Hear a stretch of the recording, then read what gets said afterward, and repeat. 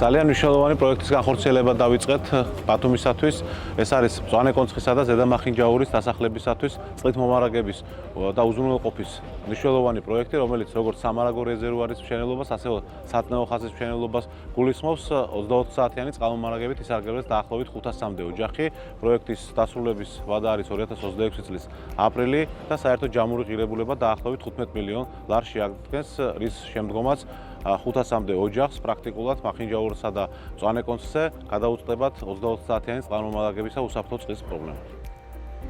პროექტით გათვალისწინებული სამუშაოები მოიცავს 1000 კუბიანი რეზერვუარის, მაგისტრალური მილსადენისა და გამანაწილებელი ქსელის მოწყობის სამუშაოებს, ასევე გათვალისწინებულია სატუმბის სადგურის და საქლორატოროს მოწყობა. ამ ეტაპისთვის უკვე დასრულებულია დაახლოებით 7 კილომეტრიანი მონაკვეთის ქსელის მოწყობის სამუშაოები, ხოლო ეხლა მიმდინარეობს რეზერვუარის ადგილის მომზადება.